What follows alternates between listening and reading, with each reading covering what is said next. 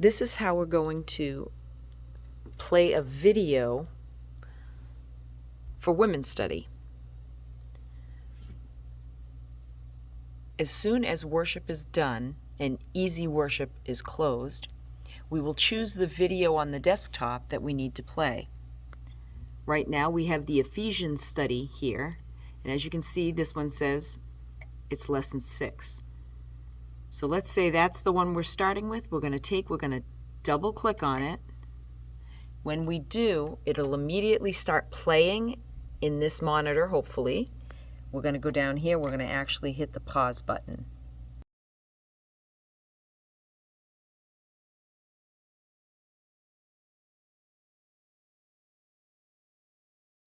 We just want to pause it. We don't want to start it immediately because we're not prepared yet to play it. It will also be showing up on the walls, as you can see.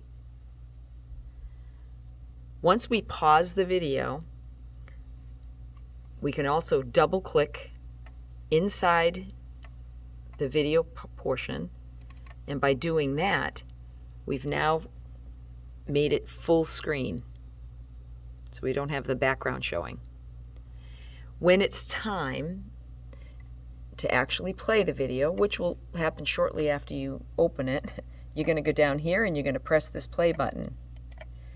As long as you're moving the mouse, this bar, this progress bar, will show up. Once you stop moving the mouse, as you can see, it will disappear. It's a good idea to note how long the video is. This one's almost 49 minutes. And once you begin the video, it's a good idea to check the time and figure out roughly when the video will be ended. As the video is playing, the sound person will adjust for volume. If for some reason there's no volume on the board, they're going to ask you to double check to make sure that there's volume on the video, and we can check that. As you notice, it's up there here. There's some green showing. We can leave it right where it is. 100% is good.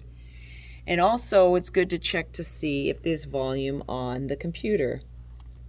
It says the speakers are at 82%. That's also fine. You can click on it if you need to. Just assure that this does not have an X over it. If you click on it and there's an X, that means it's muted. It will not come through. If this is normal like this, and this is showing volume here, then you should be sending volume to the soundboard. So if there's no sound, that must mean that the soundboard is the issue. Once the video is complete, and again, you'll note when she gets to the end, she'll be praying. As you see, as the video is done, it will stop and then it'll shrink back to not full mode. At that point, you can go ahead and close it by clicking on the X, and then you can go over to the projectors and shut off the projectors. Once the projectors are off, you can come back over and you can actually shut the computer down by clicking on this, clicking on that, and then clicking the shutdown. At that point, the computers will shut down, and then the last thing you'll need to do is to shut off the power strip. And you'll be all set. When you double click on the video, it should open in the right screen, like this. However, there is a possibility that it will open in the left screen. Anything in this left screen will not show up on the walls. Therefore, it is necessary to move the window by clicking and holding the upper window bar here and dragging it into the right screen. Now it can be projected onto the walls.